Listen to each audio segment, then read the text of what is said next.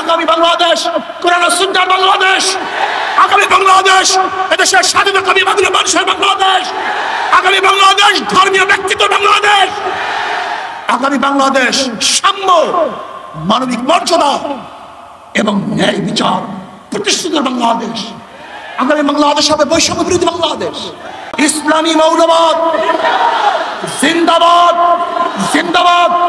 আমরা ইসলামী মৌলবাদ বিশ্বাসী।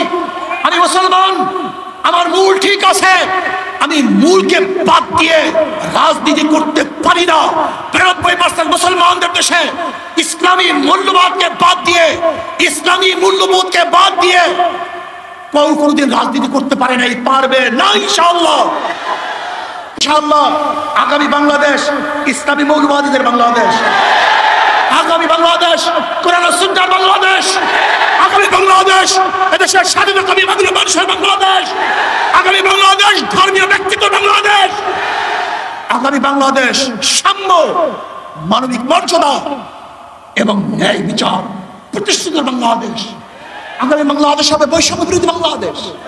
এখানে ধনী গরিব, শিক্ষিত মূর্খ, মুসলমান হিন্দু খ্রিস্টান, যে জেলে তাঁতি কামার মজদুর, যেই সমস্ত ব্যক্তি যেখানে যেইভাবে শ্রম দেয় না কেন, প্রত্যেকের অধিকার বাস্তবায়নের বাংলাদেশ।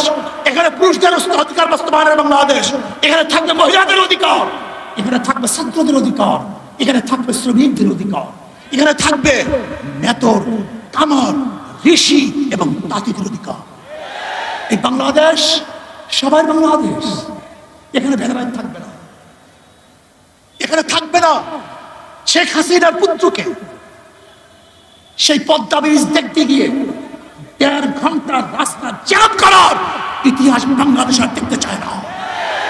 এখানে কোন প্রাইম মিনিস্টারের জন্য, কোন মন্ত্রীদের জন্য, বর্তমান উপদেষ্টা প্রধানের জন্য রাস্তা বন্ধ থাকবে, জনগণ কষ্ট করবে, এই বাংলাদেশ আমরা দেখতে চাই না।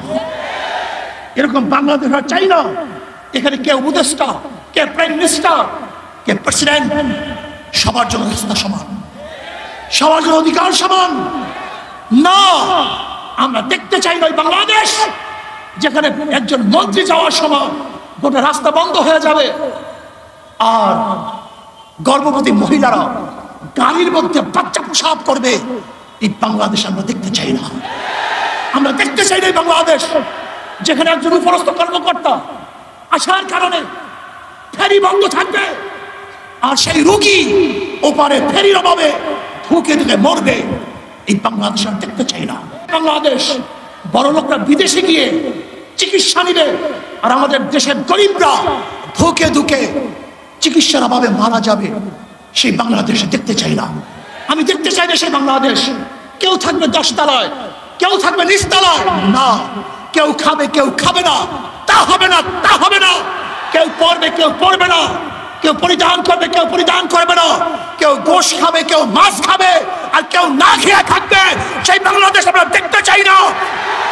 খাবো সবাই একত্রিত হয়ে খাবো, শান্তি সুখ করবো সবাই একত্রিত হয়ে শান্তি সুখ করবো, দুঃখ কষ্ট থাকবো তো সবাই দুঃখ কষ্ট একসাথে থাকবো, আরামায়েশ করবো সবাই একই সাথে আরামায়েশ করবো। আমরা চাই বাংলাদেশের প্রত্যেক নাগরিক সমান অধিকার ভোগ করবে, তারা শান্তিতে বসবাস করবে।